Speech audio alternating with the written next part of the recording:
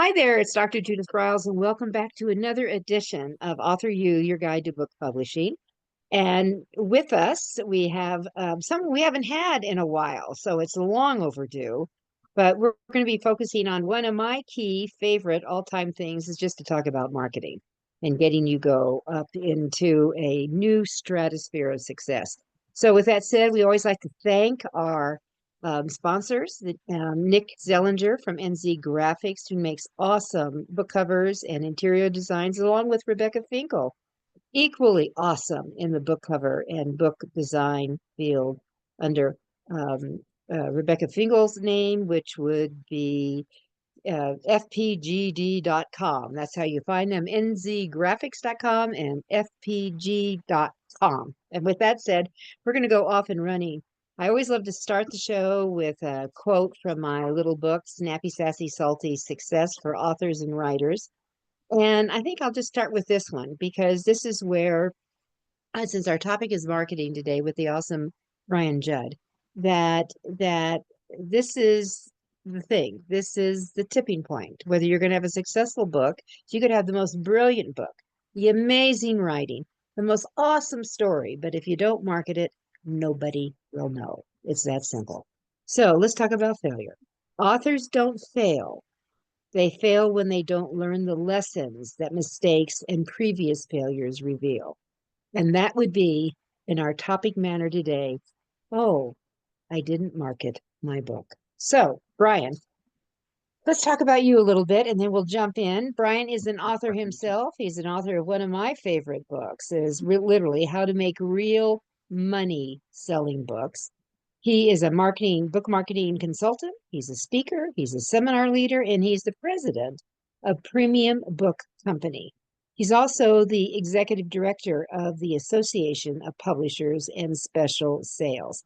Brian's also teaches, so he'll probably talk a little bit about that day because he teaches advanced marketing to people on the college level, advanced degree level.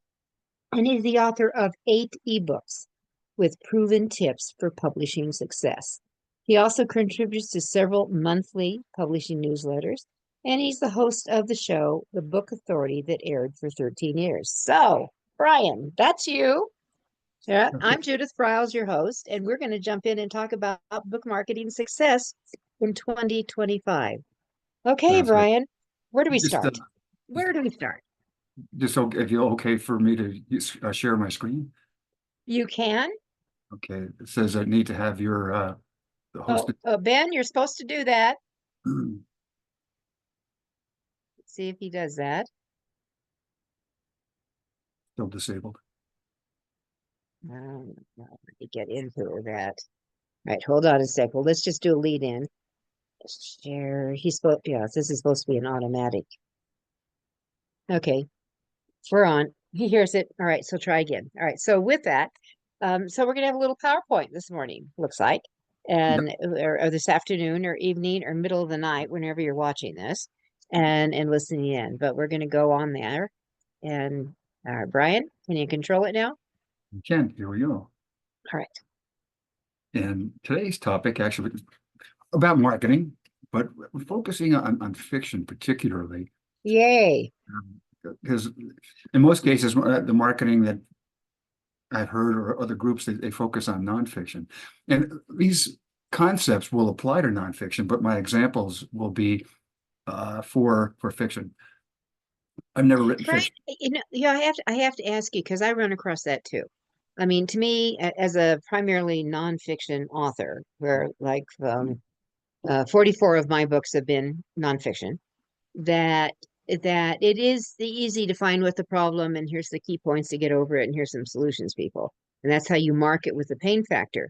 But I think a lot of fiction authors, Brian, don't realize that there is a pain factor and that in underlying because the people who love fiction are looking for the drop in, drop out time for just a great story to find. They want to be entertained.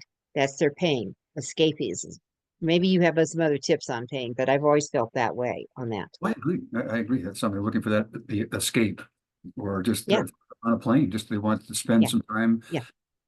just reading without worrying about their business. So, yeah, that's well, we're on the same page for that, certainly. And but I'll be using. I have a company that sells books to non-retail buyers, and we've sold a lot of fiction. So I'll be using several examples of the books that we have sold. And these books, I won't give specific numbers on each book, but these have sold between 5 and 10,000 books each of these. So I'll be using a lot of examples just to give you some tips, examples about how the tips are actually employed. So let's get into the fiction formula. All right. So look, the global market, looking at this in 2024, last year was about $11 billion in fiction, which is about 25% of the bookstore marketplace in the US. So it is a major part of the business. Looking at it going up to adding another $1 billion in the next 4 years, 5 years. So it is a major area for the publishing industry, and so it's something that has been ignored a lot from the marketing people. But we'll get into that. We'll fix that problem. Brian, do you have numbers that relate to which genres of fiction I don't. would be more receptive? I don't have that here. I'm just looking in general. Okay. I can get that for you. Mhm. So what we're going to do is double that projection. And how do we do that? Well, we'll look at dual distribution. And this is the main area for all authors, that they typically focus on bookstores. But what you need to do is have the same inventory, but sell some through bookstores and some through non-bookstore marketplaces. So there are opportunities in both these. So we'll be looking at those. Here's what I mean. Most people, they get their book and they go to the chains, the independents selling it online through Amazon or through e-commerce, their websites or their podcasting, blogging, and so forth. Or direct mail. Obviously, there's a lot that can be done there. Selling the rights, international rights. And most people, if they get that far, they stop. And that's about half the marketplace. That's the 11 billion. What we're going to do is double that, because more books are sold outside than through bookstores. That usually gets attention. So there are corporations, associations, and I'll go through these specifically, give you ideas and give you examples of these. But these are people who buy books in larger quantities, non-returnable. Or you go through the book clubs, home shopping networks, catalogs, and non-trade retailers, airport stores, supermarkets, and so forth. These are just like going through bookstores. The books are returnable, which I'll explain. But these in the white on black background are all the non-traditional ways of selling books, and fiction can sell very well in these areas, so we can double the opportunity. Step one, I take on a new client. My first question: who's your target reader? Everybody. Everybody is my target. Anybody who can read. It's tough. No, it's not. Yeah, that's right. No, everybody is not the right word. That's what I'm saying. That's the worst. Everybody is not the right word. Yeah. The worst word. That's right. See, look at that. The 5 W's in how. Today we'll focus on the how, but look at the who. If you say my readers of fiction are women 25 to 50, that's a big category. 25-year-olds could be starting a career or starting a family, and you reach them through Instagram and TikTok and supermarkets and discount stores if they're starting a family. The 50-year-old woman is in a career, established in a career, probably contact that person on Facebook or LinkedIn. And they're traveling, so maybe through airport stores and their career. They're looking for different examples or different ways of using fiction. So maybe just for that long flight cross country where they have a nice novel they can read and use the time up, or the mom whose the kids are finally in bed and now I just sit back and have a glass of tea and some fiction. So where do they shop? That's where you want to have your books, whether it's in discount stores or supermarkets or bookstores. So let's get into this now, but really it's important to define who your target reader is and to stay away from the word everybody. So here's an example. We had one client that had a book about taking cannons in the Revolutionary War from Boston to Fort Ticonderoga, where General Washington was. So we went to museums in that area. This is historical fiction. There were a lot of associations that do reenactments of Revolutionary War battles. So you join the association or you donate to it, you get a free copy of the book.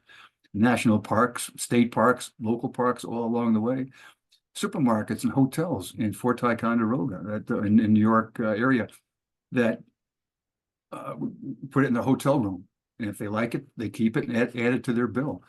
So these book clubs, reading groups, veterans associations, and I'll get into these, explain how you reach these people. But just want to show you how you can take your target readers and then you put them in groups, because they all buy for different reasons. So that's I just want to give you an example of that. Here's for a romance title. Different going for cruise ships are big, and certainly Judith is really knowledgeable on those. But all gift shops and reading groups, supermarkets, these all do well for it. Here's an example of a book that we had, erotic fiction. And Ooh. this was it sold very well. It did well. We focused on the target market wasn't men and women. We did focus on that, but it's erotic fiction. And so we'll talk about different types of fiction: historical, romance, erotic. So just to give you an idea, these concepts apply to any kind of fiction. So what did we do? I had some trouble coming up with images that I could show on this for erotic fiction. I should tell all our listeners and viewers that if you haven't discovered the Wiki Commons or images, you do want to do that. They come up with images that Pixabay doesn't have that are free, and so many others. So it's a great resource, Wiki Commons Media. Okay. But if you put in erotic fiction, some of the graphics are graphic. Well, maybe too much. Well, maybe too much, but you could do romance. I did a lot You of get research. romance and see what it comes up with. Yeah. I did a lot of research on erotic fiction just for the show. Oh well. Oh well. So how Why can you do that? How can you sell to some non-retail buyers through Victoria's Secret or Sandals? That you buy a certain amount of product, you get a free book with it. So these are one examples of how we sold that Strawberry Fields erotic fiction book. Mature dating sites, Spencer Gifts, a retail store. That's another example of really defining your target reader, because the target reader of a Spencer gift store is much different from a target reader of a Hallmark gift store.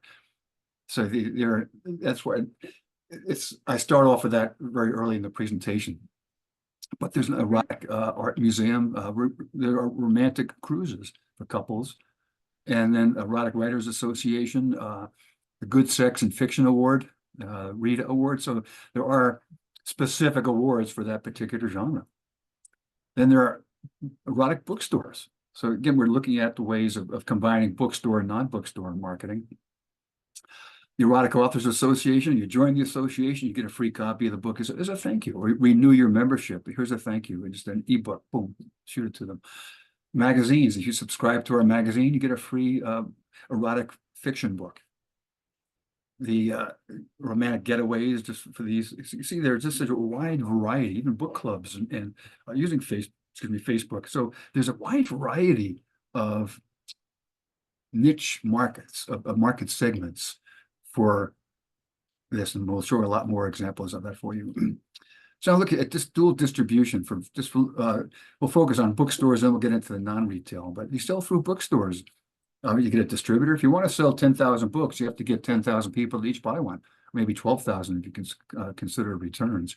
You set up the distribution network, the coverage critical, the books are sold off the shelf, and the books are returnable. And each of these levels, the arrows go both ways, so you can see that they are returnable.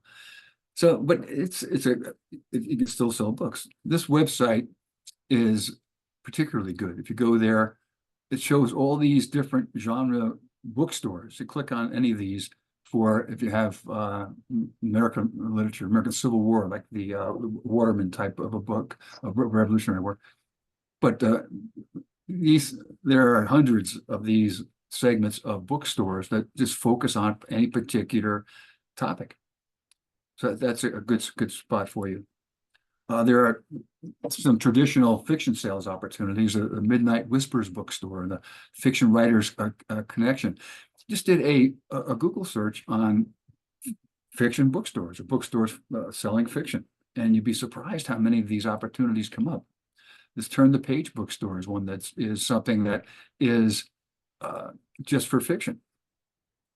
So a quick Google search can bring you a lot of opportunities. And there's this open library that they have a section just on fiction online. Which is, and speaking of libraries, we had one author that in Connecticut in one summer had a went to publiclibraries.com, got a list of all the libraries in Connecticut. It's not that big. It's probably the size of Denver, but it's something that in one summer, 3 months, he did 3 or 4 a week presentations of libraries. The libraries, they really want author appearances. It helps them bring more people into the library and makes the people more aware of the library. And there's many of these paid in on honorarium. Some just cover expenses, but it's the back of the room sales, which he did. They do the promotion for you, and the person you want to contact is the program director there. If you can do it weeknights, which he did, he just spent a lot of time on weeknights. And in 3 months, he sold 1,000 books, retailed in $14.95, all non-returnable. After his presentation he did a presentation on the media's fascination with murder. If it bleeds, it leads. And he just talked about that and talked about writing fiction and publishing fiction. And then after his presentations, he went to the back of the room and sold books, list price, non-returnable. So a library tour can be a great opportunity for fiction. Here's an opportunity. Yeah, I do want to add on here that when you do libraries, I'm a big fan of libraries, that you donate a few copies of your book to the library. So they have it. They could very well order more books, but make sure you leave when you do these kind of things, leave something behind as part of your thank you. That would be my suggestion. Well, that's a great suggestion. Sure. Okay. In some cases, if he sold 20, 30 books, and they offered to give him an honorarium, he would donate back to the library. I would do that too. I would do that too. So that keeps up that, and that's a type of author they'll invite back. So, which they did. But just a library tour can be a very lucrative event. Just go to publiclibraries.com. You can sort it by state, and it gives you all the contact information for the libraries near you. Bring your book to readers. I thought this was a great idea, a little creative idea. In a lake in Michigan, they set up as a little bookstore on a lake. And people brought their book, their boat up there, docked next to it, picked out a book, and it's fun to put a Why little, not? a little creativity. Why not? This is the fun, Judith. As you know, we get beat up a lot in the business. Why not have fun doing it too? Mm-hmm. You got to people are traveling and go to airport stores, and there's the bookstores. Well, we'll talk a little bit more about that. But there are bookstores. They have plenty of space for a bookstore, but they don't have a lot of space in a bus station or a train station. So the program we're testing now is a vending machine to put in bus stations and train stations, and just all fiction. People hopping on a 4-hour, 5-hour train ride or a 2-hour bus ride. They want something just to pass the time. They can get a book. So Well, that's kind of interesting. Is that, I mean, I think that is intriguing, especially train stations yeah, and bus stations. Now, are these machines set up for the maybe we need to talk a little bit, Kiss, on the size of your book, yeah, because these have got to have a certain size. I think I see one a little bit bigger in your display yeah. here, Have some but fit in the same shelf, 5.5 by 8.5 or 6 by 9s.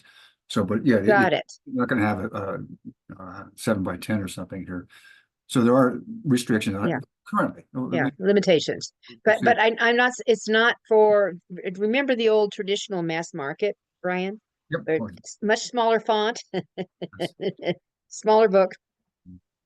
Well, So that's a great point. You want to make sure that you see which books stand out. Some of these books that are not, they don't have good contrast, they don't have good covers, they don't stand out. absolutely.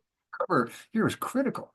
In a retail store, it may be spine out, and so the spine's critical. But here it's the cover, and so you want to make The sure cover out. you're going to attract attention. So I think what we ought to add into, I always advise all my consulting clients, make sure you reduce your cover to a 25% thumbnail size. so you 'cause- can actually see it. And you can see it's always interesting when I see yellow on a cover, Brian, there's a pop to it. I always see that with that color. And there's 3 books, well, maybe 4 in here I see, but that one that you were just on, I don't know what it says, scooped or snooped or something, down in the 3rd row, but that says big number 3. But absolutely that pops. That's it. And so you've got to think about eyeball. Marketing means it's a visual pull in here with your covers and how important it is. How about purple?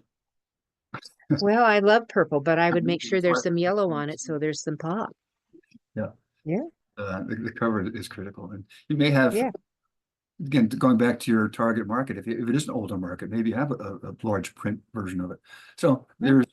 but this is something that if this really takes off, then we will buy a lot of fiction for my company. Non-bookstore retailers. So we're still looking at the retail concept, but looking at non-bookstore ways too. It's the same information because you sell books the same way. You get a distributor, and the distributor takes your book to the retailers. So, and the books are returnable on this. But fiction outsells nonfiction in this area. Supermarkets. Who's the person? Think about who's the customer of your customer. Your customer is a supermarket. Who's their customer? Well, it's going to be for cookbooks, travel books, children's books, fiction, regional titles. If your fiction is about cannon trains and cannons in Fort Ticonderoga, well, they'll have that in the supermarket because these regional local titles do well in that. And you can want to do in-store events, not a book signing, but an in-store event where you can. We had one author who wrote children's books about a banana. His characters had an ant and a banana, and he dressed up, he had a banana outfit and an ant, A-N-T outfit. The kids loved it, and the moms bought the books. The moms and dads, the families bought the books, so it was something that was a good idea. So were they? I mean, aisles are not let's say huge to do these kind of things. Is this something that I see a little kid and I see books in stores and grocery stores, but would this be something that might be better done? Because my mind is already thinking, I'm gonna go talk to King Super. I have a brand new cookbook. I mean, truly, I have a brand new cookbook, Brian. This is my new Happen to have cookbook. one there. Yeah, there you go. Okay. So would this be something? Because I'm going to give an idea to everybody. I call the 333. Okay. Approach a bookstore and say that and ask to do a deal. I'm thinking of the front of the store, like the Boy Scouts do, the Girl Scouts do, the events do, that kind of thing. And kind of doing this idea, maybe and going to them and say, I'd like to do, the 333, that we sell my cookbook. 1/3 of all sales go to you for me being here. 1/3 goes to me, and 1/3 goes to a charity. That's And for great. me, it would be the Colorado Authors Hall of Fame. Okay. So, Great. which by the, Yeah. that's what I would do. Something like, or it could be for, a food pantry. It could be for any of those kind of things. Something that's near and dear to your heart that you really care about. Well, But people that enjoy you're pushing. offering them a piece of the action. You're going to get a piece of the action, and you're going to do it, or you can change your percentages around. But that's just something that I play around with once in a while. People, if it's going to a good charity, for example, if your book is about pets, dogs, Mhm. or whatever, then maybe donate to a pet sanctuary. So people, Absolutely. Yeah, yeah. but here's It's a thought. oh yeah, it's a great thought. Reader Link is a distributor that will take you to almost any non-bookstore retailer. Could be supermarkets, airport stores, discount stores. So that's when you want to check out readerlink.com. Will bring you there. Choicebooks.org. More into supermarkets and pharmacies, but you can go to their website, click on the state where you want distribution or nationally, and then they'll set it up for you. If you go to pharmacies, you don't have to have books on health. They have books on.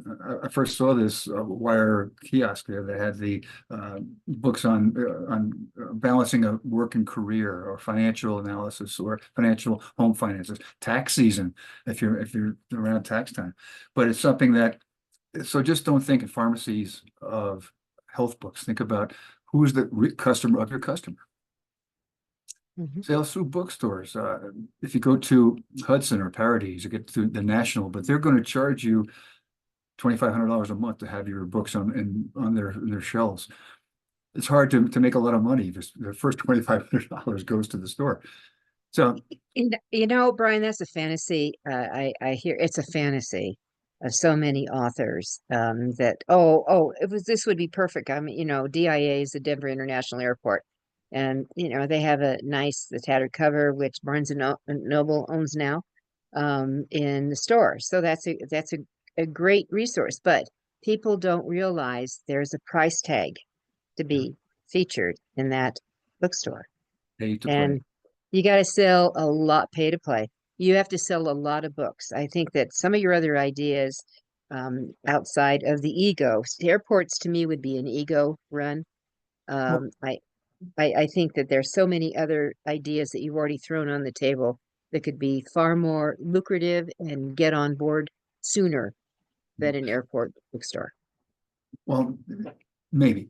The way I look at it also, instead of going through the airport bookstores, go to the Mhm. website. Actually, this link goes to the DIA. That if you look at, I just don't want to hit all these links because some of them take a while to come up. Yeah. But go to the whatever airport that you're nearby or going through. And I went to Minneapolis, and it's like a shopping center once you get past security. But go to the store. There's a wine store. We got a book in there about wineries in Napa Valley. There's a restaurant where they serve wine by the glass. Perfect. And we had a book on how to pack a suitcase. So there was a store in the terminal where they sold suitcases and briefcases. So if you bought something, you got a free book as a thank you.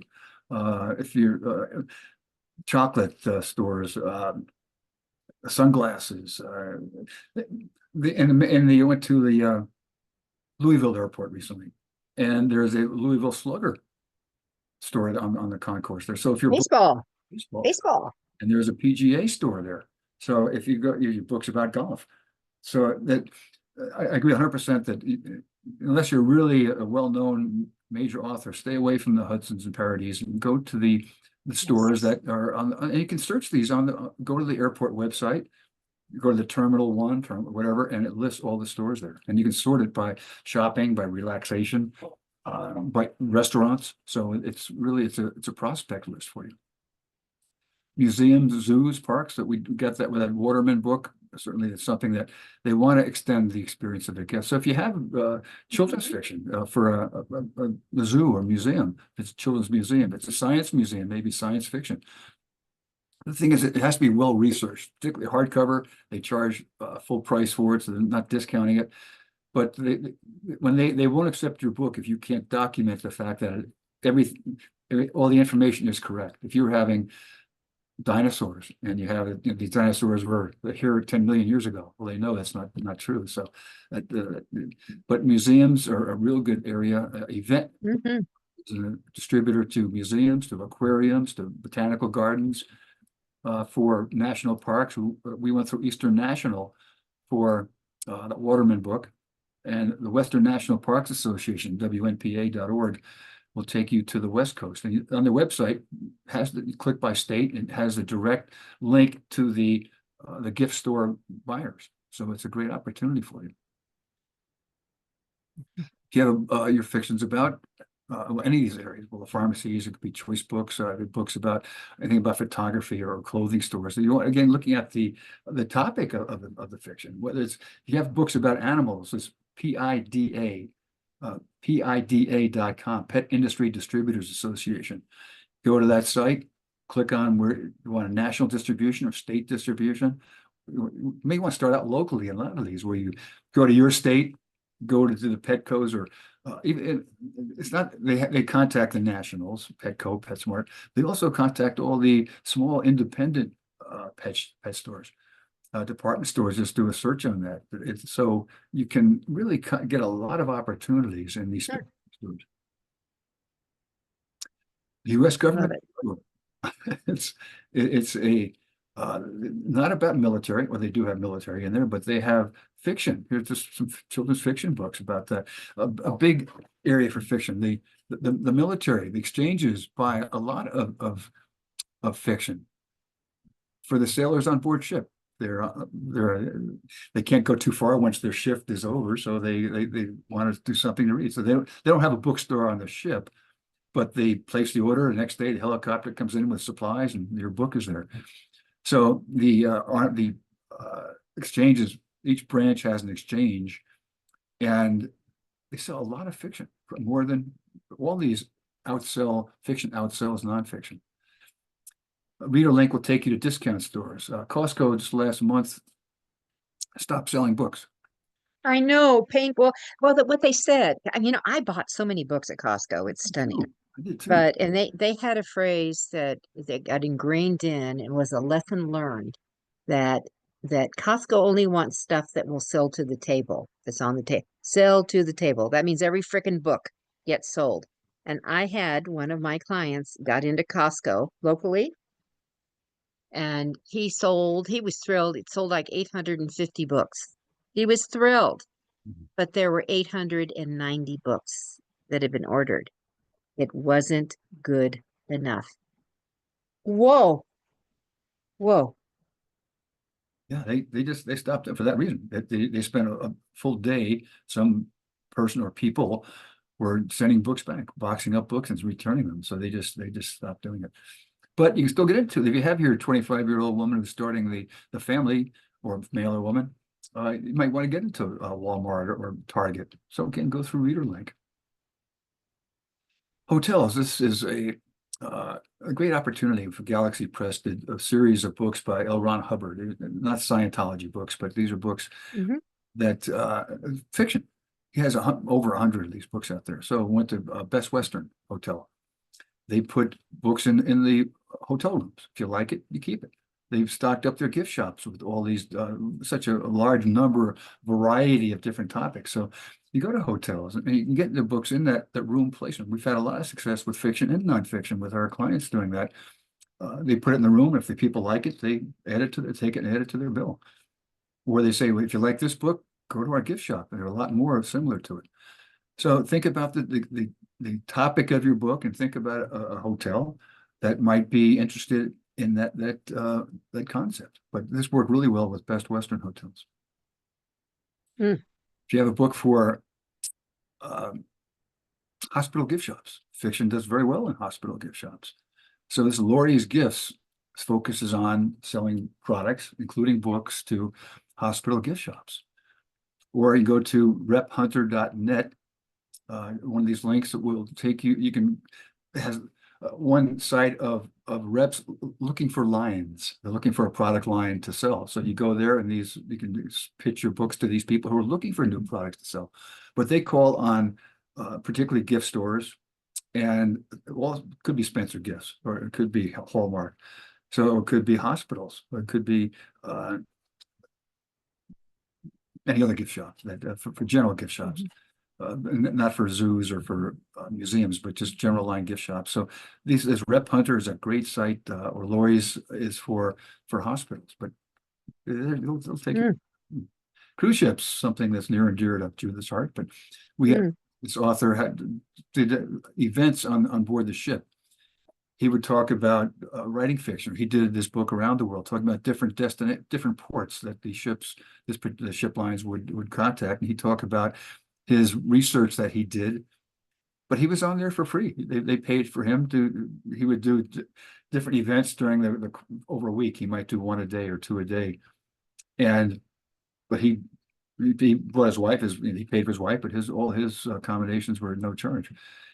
The cruise ship discount gift shop, they will, particularly if you're a speaker there, they'll put your book in there. Or if you just have general fiction, if you have fiction about a particular port of call for the cruise ships, then when you arrive in your stateroom, boom, there's a free book. Just, thanks for choosing our cruise line. And but here's a book about one of our ports of call.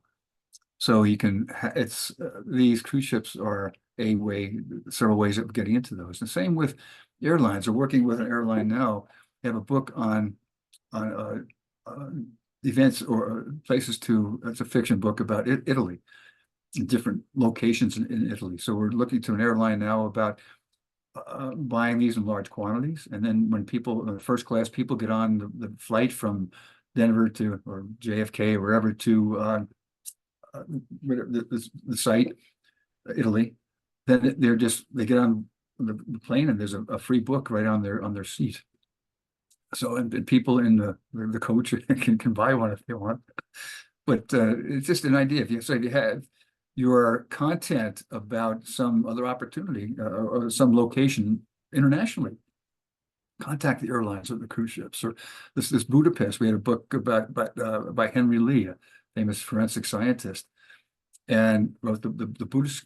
We had a ghostwriter for him, but had this and did these concepts with the river cruises for this Budapest, Amsterdam. When they got on their stateroom, there's a free book there for them. But they buy these in large quantities, and they're all non-returnable.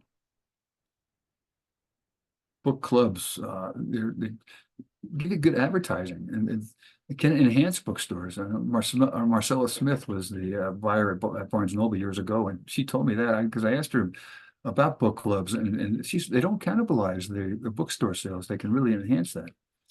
But they can. And libraries, because they go to, of course, you've got a lot of things with the freebie things at libraries. But the thing is, the library has to have the book in or the ebook so they can loan it out. So I think the book clubs are really a market that all of these fiction authors should be aggressively tapping into and going and just go to, Brian's mentioned it, go to the Google book clubs in your area, contact your local bookstore. They know what a lot of the book clubs are. They order books, and you might get a contact list that you can reach out to. I mean, yeah, there's a lot of them. This is a huge market that really has not been really tapped into for authors marketing too. exactly right. And you do that search. I did the search on military book clubs. Boom, got that. And for African American literature, there's a book club for that. There's the Rhapsody book club for romance. Ooh, that sounds good. Again, I did a lot of research in this, Judith. Hey, no, and I think the military book club is really, I'm working right now on a book for wounded warrior women from military wives and ex-wives. And right now it would be a perfect target there, but also going into other areas. So, Yeah, but just whatever your topic is, search on that mhm.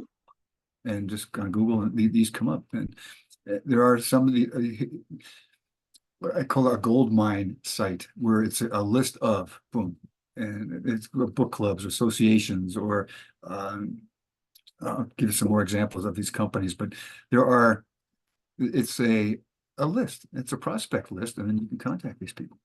There's a website called the Gold Mine No, I just Club. I call it Oh, gold. you made it up. I'm ready to get where? Yeah, doing a search on book clubs. I put in a military book club or something. But also you might get into a site that lists all romance book clubs, or all historical fiction book clubs. So I named it that. So, but you can just do a search. Whatever your topic is, book clubs, you'll at least come up. If you're not, some is 10 month, they read this and they meet. Uh, uh, they'll talk about the book. So what we did is we have this book that went to Reading Group Choices. Reading Group Choices doesn't sell the books. They recommend every quarter they have to have a new inventory of books. And they say they have lists of all these 10 ladies here or people here, 5 here, 20 here, and they send this catalog to them quarterly. So every quarter they have to have a totally new line of books.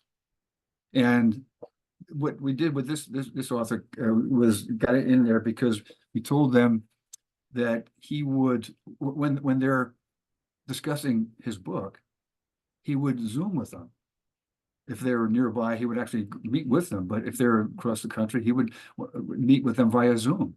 And they love that because they're talking about the book. Now we can talk with the author. So it's something You that, know, Brian, I love this idea. I'll tell you what I did. I do that too. Zooming or in person if you're within, I give a mile distance. But I also one time invited a book club to my home. oh, that's a great idea. And they loved that. Plus they bought other books. So, Well, my wife, they always meet at a restaurant so they can drink wine while they're talking. But I'm just kidding. She can't hear me now. But it's something that, but it's, oh, that's great. Go to the author's home. That's a great idea. But the idea, yeah. if you can't, if you're going from Denver to Connecticut, just do it via Zoom. No, that won't work. But this was, for the Yeah, locally, sure. come into my home and have tea with me and we'll talk books. Yeah. Yeah. But the reading group choices, contact them. Mhm. Catalogs. These are very specific catalogs. Uh, they'll I love this. They pay in 30 days and usually pay the shipping. In retail stores, it's usually 90 to 100-day payments because they're holding inventory, holding payment based Oh, it's on horrible. Yeah. they're typically non-returnable, but this is a National Mail Order Association. You go to that nmoa.org and look for catalogs. And it's this is kind of one of those gold mine sites because you sort by your topic and it lists all the catalogs in that area. Then you contact these people, and uh, it's just a great opportunity. And again, this is like book clubs. A lot of authors just don't think about this. Here's an example of a book we had about whitewater rafting in Idaho. Kind of trying to bring this all together. That was about for a male audience for guys bonding. They go out whitewater rafting in Idaho, and the story about them, the relationships among the men. And it was a really good book. So what we did, we sold a lot of these books to sporting goods stores.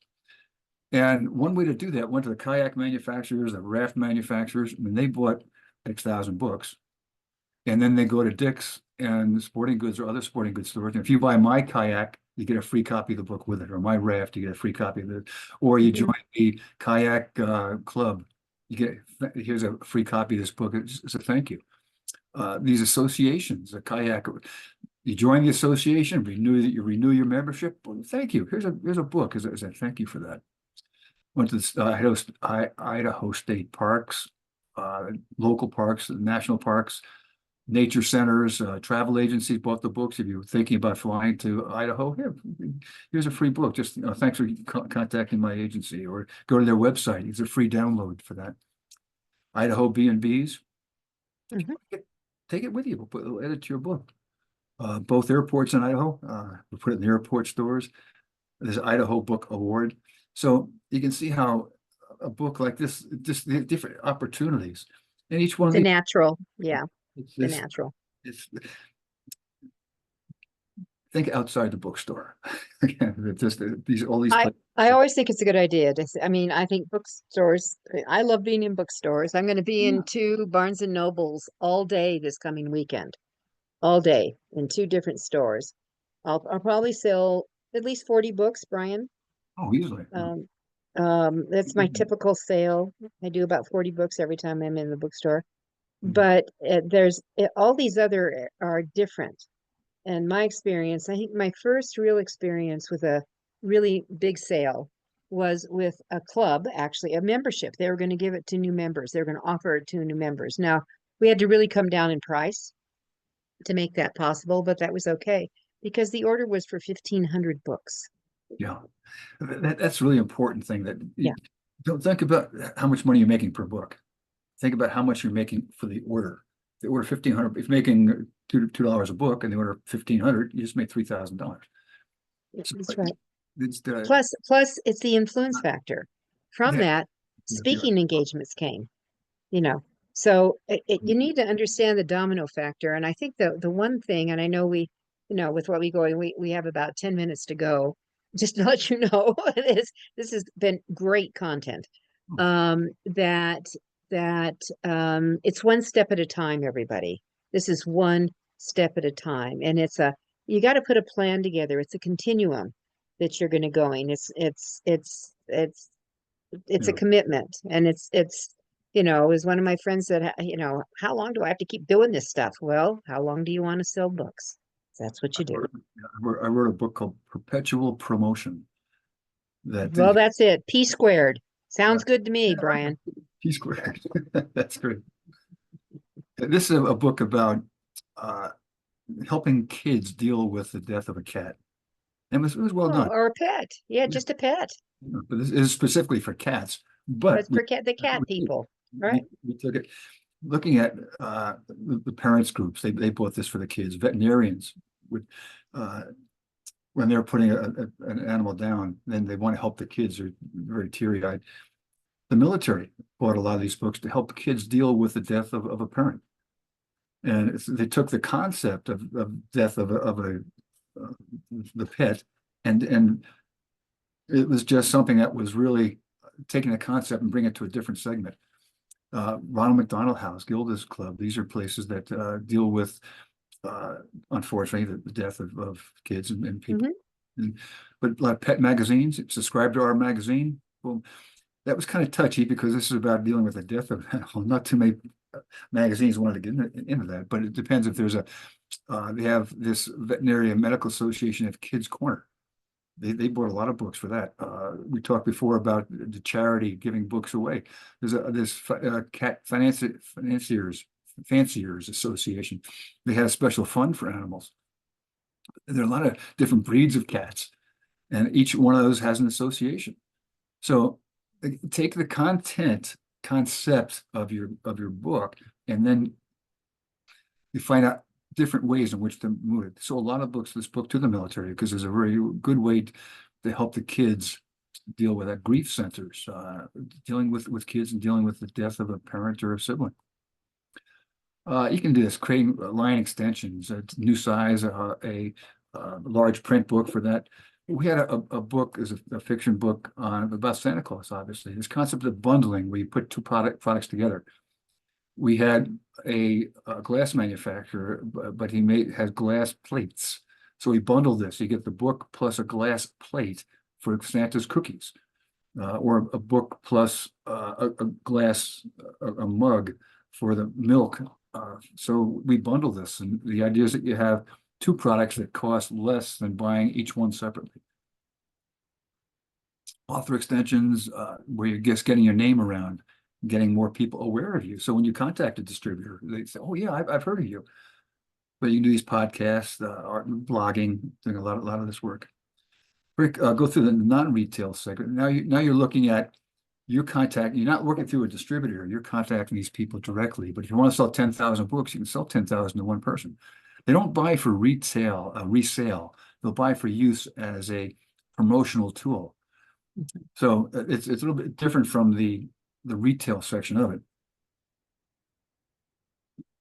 Fiction can sell well here, but it's there's a lot of nonfiction here, but I'll show you how some success we have with selling fiction here.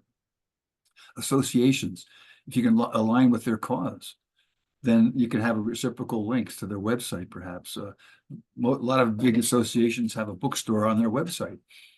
The membership premium, you join the association, renew your membership, you get a free copy of a book as a thank you. Speaking events, this is something that you're the expert in this, the back of the room sales, that you can contact them. We work with some of the associations, and they hire the author as a speaker. And well, they use a book as an early bird special. They want to get people to sign up for their conferences months in advance. So you sign up 2 months in advance to get a free copy of this book as a thank you. So this author had really a great opportunity. He did a lot of speaking on associations and travel associations, and sold a lot of books on that early bird special. He did some events as Meet the Author. They had a fundraising event for a local association, and the opportunity was to have lunch with the author. And that went over really well, and particularly as a fundraising event. It's an encyclopedia of associations, lists 120,000 of these around the country. So you find those that are appropriate to your book. A lot of it local associations. There's the Rocky Mountain Fiction Writers, but they have these national groups that you can contact, and whether it's horror writers, romance writers, local groups, New Jersey Garden State horror writers, or Kansas City science fiction. Do a Google search for an association, your topic association, and you get locals and go to their chapters. You can speak at the chapters, and then you build up a reputation. Then they invite you to the national. So associations can be a great way for that. Local fairs. This is this link will sort by state, and it just lists all the fairs that are coming up, and set up tents. We do this from this is my Association of Publishers for Special Sales. We do that. We set up our members, set up these tents on a rainy day or a sunny day. You want a tent just to cover you and give you some information. But these are list price, autograph them, non-returnable. Anytime you autograph a book, it's non-returnable. So we have one thing here. We have the way companies use books is that they'll have a gift with to customers. You know, that particularly if you're open to the concept of product placement, well, you'll change the name if you have your book and your character jumps into a car. Well, give that car a brand name. Jumps into a BMW, jumps into a Lexus, or jumps into a Chevy, and then have that company will give it a book as a gift to people, maybe in the glove compartment of the car. They buy a car, they get this free book about that also with it. We had one, just as an example of how you can get large quantities here. We had a company, one of these sales reps that we worked through had a Coca-Cola was his customer or prospect. So we said, what book do you have for Coca-Cola? My business partner, who has kind of a creative, strange mind, he said, about Moby Dick, public domain, but think of the concept, how you might apply this to your concept. Moby Dick is a classic. So we get several of these classics, and you buy a Coke classic, you get a free download of a classic book. We had one company that wanted to do a Mother's Day event, and we set up a program where the children, adult children, would send something to write a letter to mom and say, Mom, I'm growing up now. I'm very successful, and everything I have, I owe to you. But no matter where I travel around the world, there's no place like home. So we did this with the Wizard of Oz, and again, public domain. But you can think about that concept about how you can. First of all, we found a printer that can print 10,000 books, and one page is different in each book. And they have that letter that the child wrote to the mom, and we Love that. Love that. sent the book to the person who gave it to mom on Mother's Day. So think a little bit outside the box, a little bit creativity. Brian, I know I'm in at my 2-minute warning, but I just want to know, what was the cost factor to sub in one page? Do you remember on that unit cost, what it would add to the cost per book? I don't recall. Okay. It's I wasn't love the personalized stuff. I mean, yeah, I think it makes a huge difference. when they buy 10,000, 20,000 books, then the unit cost drops significantly. But It does. It does. And of course, printer would like to play with that. yeah, And versus the old print on demand stuff, that's right. or the new print on demand, which has become the dominant printer now. I don't know what the numbers are, but they are. All right. Anybody have any questions for me? I'm open to give me a call, or maybe Yeah. call, text, or email me, and I can be happy to brainstorm with you. Yeah. So for everyone who are listening in, Brian's email is Brian, Brian, Judd, Jud, at bookmarketing.com. And his phone number is 860-985-5908. Brian, I love all this information. I mean, I've got notes galore. And I've heard you before. And I'm still taking notes. And I think what's so important, this is reaffirming, you got to keep coming back to the plate to refuel yourself, and maybe, I've heard something and all of a sudden I heard a different thing. And I've heard Brian speak many times, but all of a sudden a different trigger came up. today. That's why you have to keep coming back to the trough. So, Brian Judd, thank you so much for being with me today. And I think we need to do another session. What do you think? I think that's a great idea. Okay, everyone. Look at Happy Writing, Happy Publishing. We'll be with you next week. Remember, you can catch us on YouTube or Spotify or any of your favorite podcast stations. We'll see you again.